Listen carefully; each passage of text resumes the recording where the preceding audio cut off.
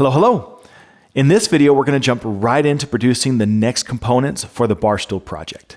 Now, in past videos, we've produced the arched backrest as well as the left and the right armrests. In this video, we're going to produce these vertical supports that connect to those previous components. And we're going to produce these parts on the Maverick 4x4 CNC system. So let's go see how these parts are made. Does this experience sound familiar? You're at your CNC machine, your parts loaded, your program's loaded, and you're ready to go, but you're hesitating to push that play button because you're not 100% sure everything's going to turn out okay. You might be sweating up a storm, your finger is hovering over that emergency stop button. Every CNC operator has run into that experience. And even experienced CNC operators, when trying something new, still have those same feelings. Now, this is the reason why Legacy is making these project plans. We want to help take away that fear factor. It definitely calms you down when you know that the parts and projects are proven and tested, and it helps protect your CNC investment. Now, throughout this video, I want to break down some of the decisions that we made throughout making these vertical arm supports. Now, these parts are going to be receiving two different machining processes, and the first, we have to cut out the shape of the part on the flat horizontal work surface.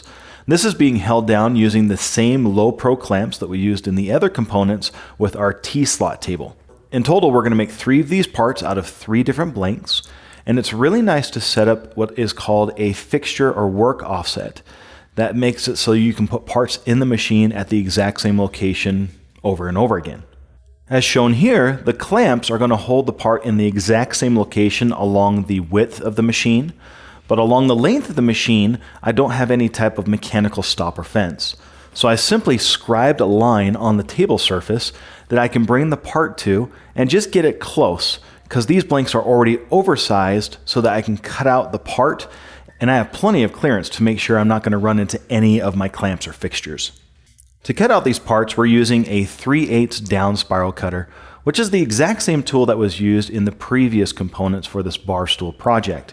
Whenever possible, it's nice to use the same cutters for multiple parts. It's just less tooling to order for the project that you need to build. The down spiral gives us a nice advantage when cutting hardwood, because it won't feather or tear out as we're cutting the part. This is repeated for 3 parts that we need, and now we're ready to go to the vertical workstation in order to apply a joinery application to the ends of these parts.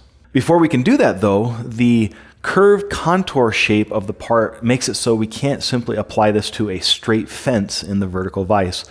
So instead, we're going to create our own custom fence that mirrors the shape of the parts that we're producing, and this will make it so we can put the part into the vertical workstation the exact same way every single time. This fence is made out of MDF, and we're just using a 1/4" down spiral cutter to cut out the shape. So we also matched hole patterns that we drilled and pocketed out that are already in the vertical fence that we're going to be using. That way I can easily bolt this into place, and I already have clearances for clamps to hold my part in place. Another thing that's interesting to learn about is grain orientation. So far, all of the parts that we've done on the horizontal flat table, those have all been cutting with the grain or across the grain to make the parts that we need. However, here, by mounting the part vertically, we're now cutting along the end grain of the material. And this cuts a little differently than what we have seen so far. With end grain cuts, we can actually cut at full depth and work our way in towards the final shape of the joint.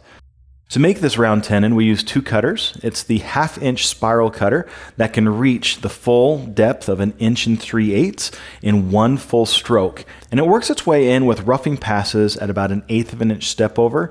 And then the final pass is only removing about 1/16 inch to give us a really accurate result. I added an allowance to these tenons, so they're actually being cut 0.007 thousandths of an inch smaller along all edges, so that we have room not just to squeeze the tenon into our round mortise, but also to give space for glue. The second cutter is a 90-degree V cutter, and here that applies a chamfer in the climb mill direction to minimize any tear out. Another thing that we can control is the direction of cut, called climb milling and undercutting. And this is really common when using a a trim router, a hand router, a router table, but that you have to push the material through the cutter in a certain direction for safety. However, on the CNC, we can go in both directions to give us the best result. When I was cutting out the shape of these vertical components on the flat horizontal table, I was cutting them out in a conventional cut because I had excess material around the entire part. But in the vertical workstation, we cut a climb mill direction to help prevent tear out of all of those exposed edges. It's always fun to see how parts connect together as the project is coming to life, and to see the fine little details like the through tenon come through here, giving us that little detail there. And so this is cool to see.